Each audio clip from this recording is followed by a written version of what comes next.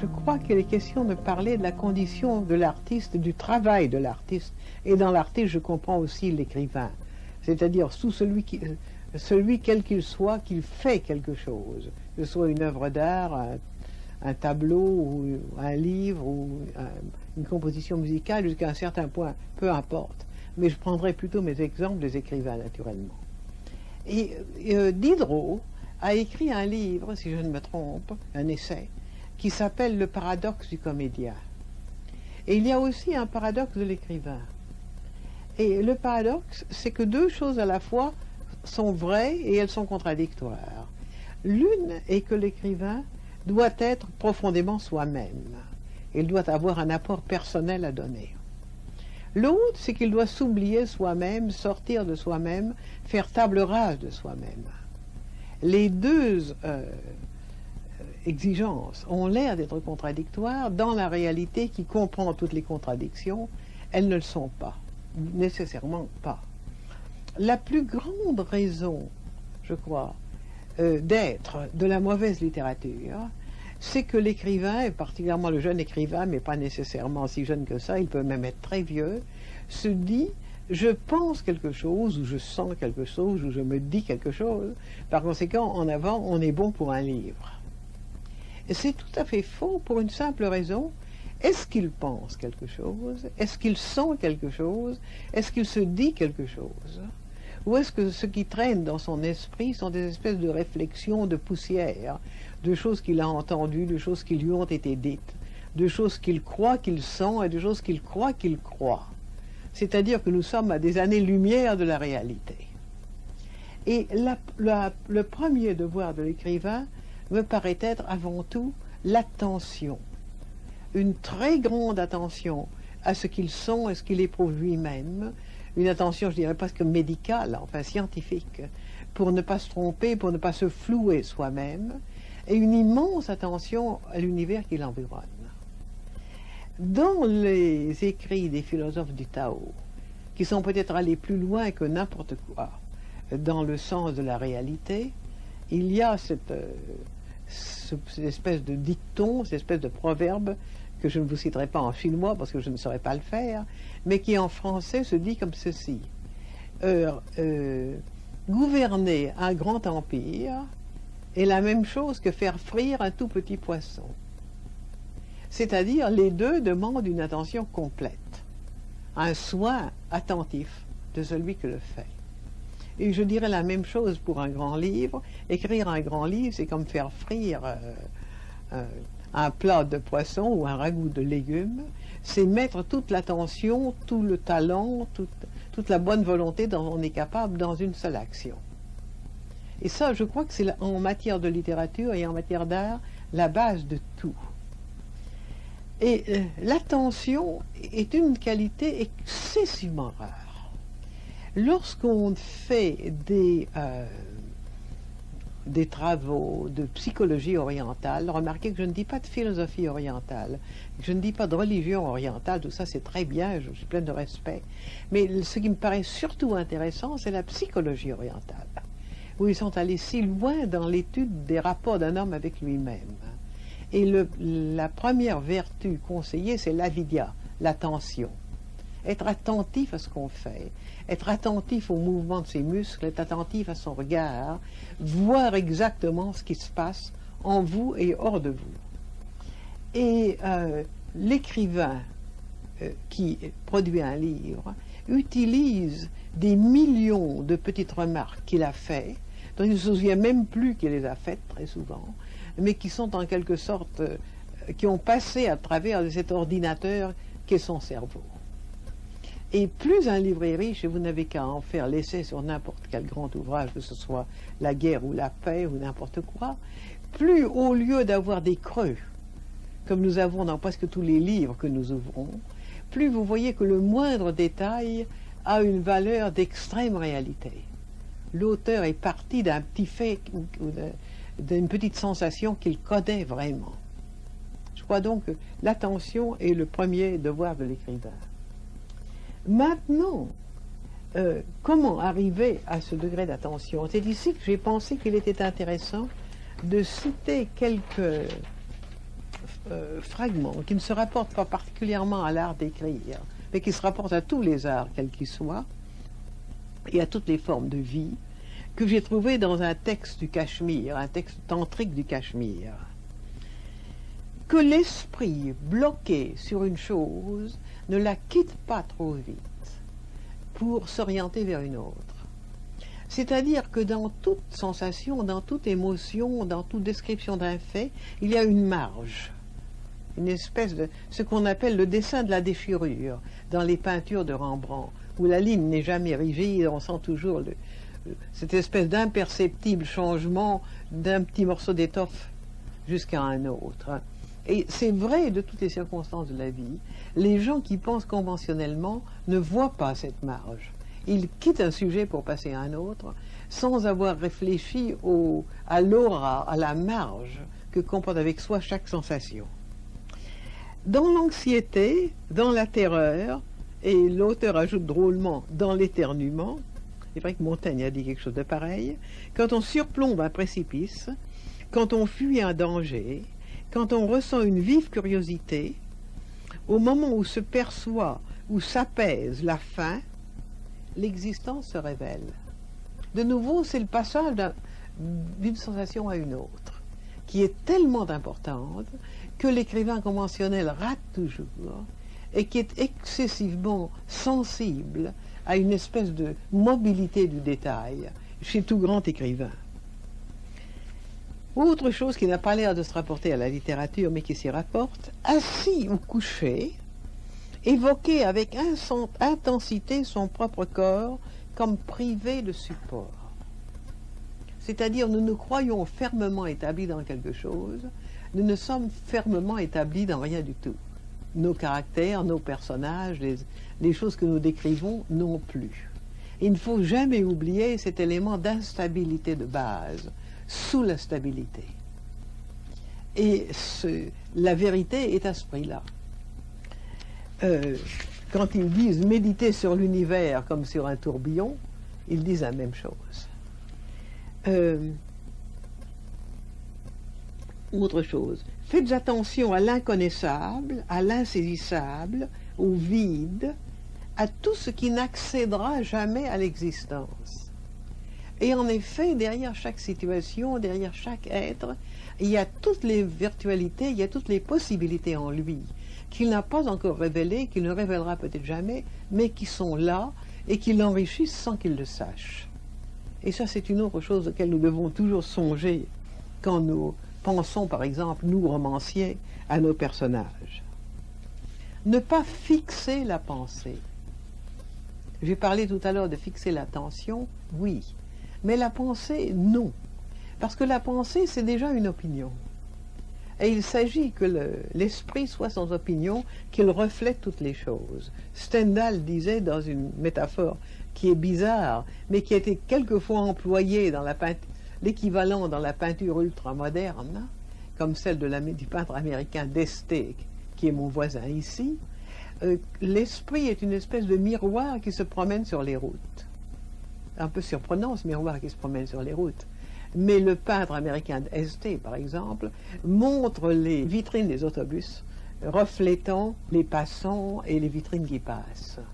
Méditer sur son propre soi en forme de firmament illimité, c'est-à-dire se rappeler que nous sommes beaucoup plus grands que nous.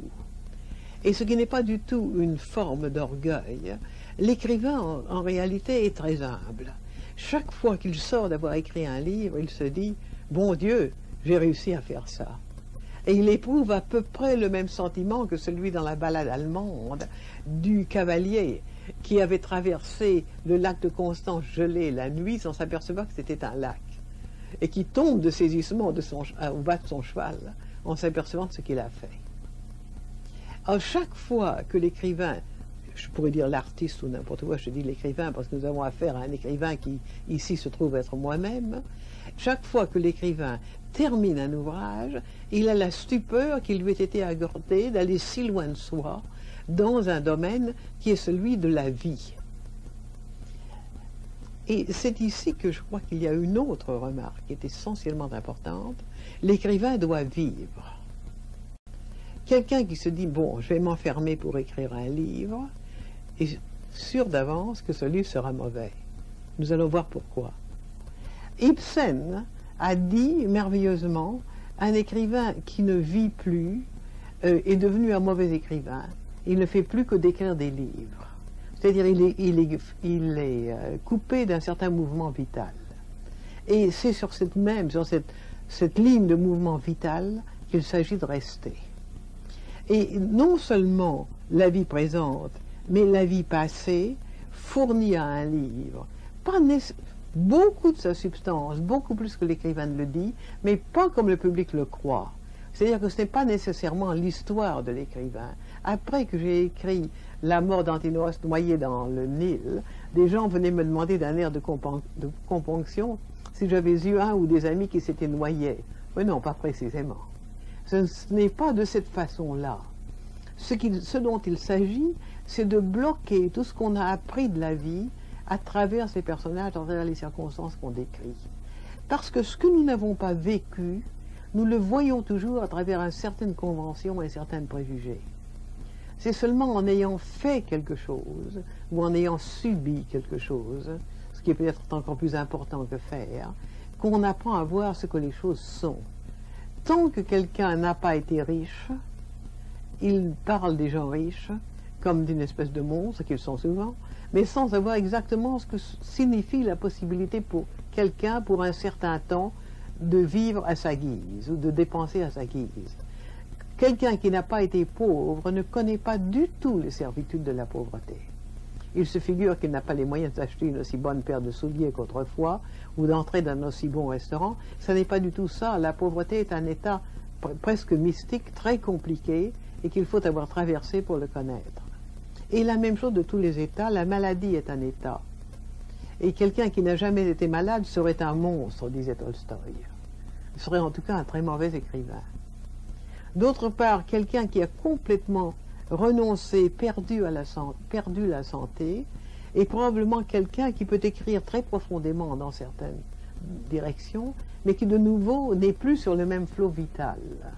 À tel point que de nouveau les techniques orientales, les techniques psychologiques orientales, conseillent à quelqu'un de très malade de s'imaginer marchant, de s'imaginer montant une montagne, de s'imaginer nageant, pour ne pas perdre tout à fait le contact avec toutes les réalités corporelles. Et donc, c'est cette utilisation de la vie par le livre qui est si importante. Maintenant, bien entendu, la vie offre beaucoup plus de possibilités qu'un écrivain ne peut en employer dans ses livres. Il choisit toujours parmi ces possibilités. Et la question du choix, là, est excessivement mystérieuse, je ne me flatte pas de l'expliquer. Pourquoi un écrivain choisit-il certains sujets plutôt que d'autres? Pourquoi y a-t-il une continuité dans certaines directions dans son œuvre, à travers la diversité? C'est très difficile à dire et personne ne l'a jamais expliqué. Là, on doit probablement remonter à une mémoire ancestrale, à des gènes, à quelques systèmes métaphysiques qu'on voudra, qui expliquent le fait que certaines influences, certaines impressions dominent certains êtres et ne dominent pas les autres. C'est vrai dans la vie et c'est vrai aussi dans l'écriture. Et c'est ce qui différencie l'écriture d'un Shakespeare de l'écriture d'un Tolstoï, par exemple, ou d'un Schopenhauer. Et très souvent, on nous dit une grande partie vient de l'influence des livres lus jeunes. On le dit un peu moins maintenant. Les philosophes, les psychologues les plus récents pensent moins à ces influences de l'extrême jeunesse. Quand il s'agit de l'influence d'autres écrivains, elle est très visible, et elle est généralement fâcheusement visible, dans la plupart des premières œuvres des auteurs. Par exemple, si vous prenez les premières œuvres d'Hugo, qui sont déjà très bien faites, parce que c'était un virtuose dès son berceau, on voit très bien qu'il imite les poètes assez médiocres du XVIIIe siècle, qui est la première chose qu'il avait lue. Lorsqu'on lit les premières œuvres de Flaubert, on voit qu'il imite les premiers écrivains romantiques noirs, à la manière allemande. Ça n'a pas duré d'ailleurs, ça se décompte assez vite. Et Goethe a très bien dit qu'en réalité, il y a tant d'influences littéraires et culturelles qui s'exercent sur un être qu'il est incapable lui-même de les différencier l'une de l'autre. C'est comme si on lui demandait de faire la part des différents aliments qu'il a mangés au cours de 10 ans. Et plus un écrivain est cultivé, plus il a lu, plus il sait. Et s'il réussit à ne pas vouloir se faire une espèce de prestige de ce qu'il sait, et avoir une espèce de vanité de l'écriture, ce qui est très dangereux, il en arrive à faire de toutes ces couleurs mélangées une espèce de grille sur lequel ressort sa propre individualité, sa propre vie. Je ne crois pas aux influences dans l'œuvre des très grands écrivains. Ils sont étrangement uniques parce qu'ils ont su tirer étrangement parti des circonstances, des faits et des émotions qui avaient été les leurs. Et c'est ce qui fait qu'ils sont reconnaissables au premier abord. On ne se trompe pas, un vers de Hugo n'est pas un vers de Rimbaud. Et pour en revenir à la question des influences, nous savons très bien presque tous les livres que Rimbaud a lus entre 13 et 16 ans. Parce qu'il y avait un bibliothécaire consciencieux à Charleville qui gardait les fiches. Et on voit très bien comment, à travers des livres de voyage, comment, à travers des romans populaires qu'il a lus à l'époque, la bibliothèque n'était pas très riche, sont sorties tout d'un coup certaines images du bateau-ivre. Et néanmoins, le bateau-ivre, c'est Rimbaud, parce que beaucoup d'autres écoliers ont dû aller lire les mêmes livres de voyage, les mêmes romans populaires, et n'ont pas sorti des vers comme Est-ce en ces lieux sans fond que jamais tu t'exiles, millions d'oiseaux d'or, ô future vigueur. Pour arriver à cette alliance de mots, il fallait que ce soit les émotions de Rimbaud et celles de personne d'autre. On peut dire que tout grand écrivain est inimitable. Hugo lui-même disait « Imiter Shakespeare serait aussi insensé qu'imiter Racine serait bête ». Et un écrivain dont je me suis particulièrement occupé dernièrement, parce que j'ai dû faire son éloge à l'Académie, et que contrairement aux bêtises qui ont été dites dans la presse américaine, j'ai pour lui un très très grand respect, qui est Roger Caillois, disait lui aussi que chaque écrivain était inimitable, et qu'il se produisait chaque fois une espèce de concrétion, comme celle des pierres soumises à l'action de l'eau ou à l'action du feu. Et il disait très bien, imiter, pour Racine, une tragédie était une aventure. Pour Voltaire, que nous ne lisons plus du reste, et qui imitait à tour de bras Racine dans ses tragédies, pour Voltaire, une tragédie, c'était déjà de la littérature. Et pour l'écrivain, chaque livre est une aventure. Et forcément, puisqu'il y met ses propres components, quelqu'un qui de très réfléchi peut s'apercevoir qu'il y a toujours des éléments dominants, mais chaque fois, il y a un effort de les présenter sous des couleurs, sous des lumières différentes, pas du tout parce qu'on désire la diversité, mais parce que la vie est si variée et entre-temps a entraîné l'écrivain d'un endroit à un autre, que ce n'est plus jamais deux fois la même perspective. Par exemple, je suis forcé de parler de moi-même, parce que c'est tout de même l'exemple dont je me souviens le mieux, Adrien est l'histoire d'un homme intelligent. Seulement cet homme est intelligent et maître du monde, et j'ai écrit le livre juste après la guerre de 1945, à l'époque où on avait la naïveté de croire que peut-être un homme ou un organisme intelligent, comme les Nations Unies qui sauraient se conduire, pourrait encore améliorer le monde, où il y avait encore des supports pour la culture. 10 ans plus tard, j'ai écrit L'œuvre noire. C'est de nouveau l'histoire d'un homme intelligent. Mais cet homme intelligent se trouve dans une Europe divisée en deux par une espèce de rideau de fer, qui de son temps est le rideau de fer catholique protestant, qui de nos jours serait le rideau de fer communiste capitaliste. Il est persécuté, il est en but à la méfiance de tout le monde parce qu'il n'est d'accord avec personne, et il a l'impression qu'il est vaincu par le nombre, que quoi qu'il arrive, si intelligente que soient les propositions qu'il peut faire, elles ne seront jamais acceptées ni acceptées à temps. C'est presque le même homme. C'est-à-dire, il n'y a pas du tout le même tempérament, car les tempéraments humains sont tellement variés qu'ils sont chaque fois différents, mais dans la démarche de son intelligence pour essayer de comprendre et de dominer les choses, c'est la même chose, avec la différence que l'un est empereur et maître du monde, et que l'autre est un médecin très pauvre qui va de ville en ville. Maintenant, je vous ai parlé jusqu'ici de la psychologie de la composition. de la morale, j'allais dire, de la composition, des efforts qu'un écrivain doit s'imposer pour comprendre et pour tourner son attention vers ce qu'il regarde, que ce regard soit sur lui-même ou sur les autres. Maintenant, il y a une question très importante qui est l'artisanat. Après tout, quand on est musicien, on apprend d'abord à jouer proprement une gamme. Et quand on est peintre, on apprend, ou on devrait apprendre le système des couleurs, comment se servir des couleurs, comment faire que les couleurs s'opposent ou au contraire se réunissent l'une à l'autre harmonieusement, et quelles couleurs conviennent le mieux pour telle ou telle forme de travail. La même chose pour l'écrivain. Un écrivain travaille avec un instrument qui est sa langue. Et alors là, toute espèce de difficulté et d'épreuve l'attendent aussi. S'il veut être un écrivain complètement puriste, s'il veut être un écrivain fidèle à la langue telle qu'il l'a reçue de ses professeurs et de ses maîtres, il a une grande chance de manquer de liberté.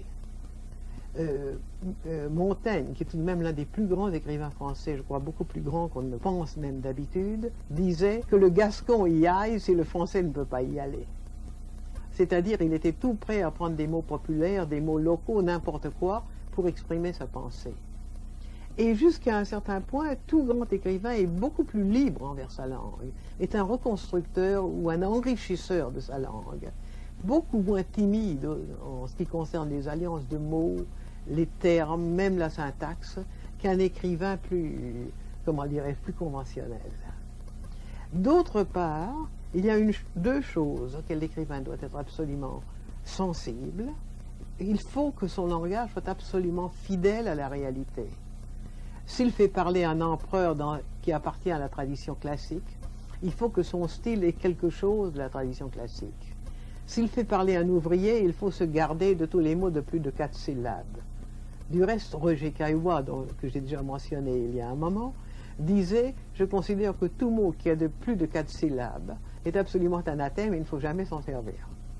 Ça ne peut pas être honnête, ça ne peut pas être vrai. » S'il fait parler à un homme, comment dirais-je, d'une origine très simple, très populaire, il faut tâcher de rester dans ce qui est le plus concret, dans les souvenirs exacts de son métier, des occupations de sa vie journalière, et ne jamais le faire tomber dans des conceptions et des termes intellectuels qu'il n'emploierait pas.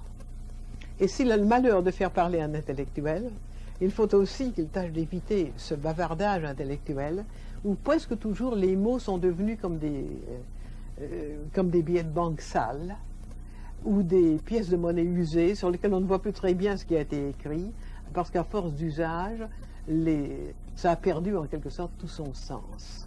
Ça, c'est une espèce de fidélité à l'objet à travers la littérature, à travers l'écriture. Et il y a aussi une autre chose, et ça je crois qu'un très grand nombre de nos contemporains commettent un crime dans ce sens-là, il faut être clair.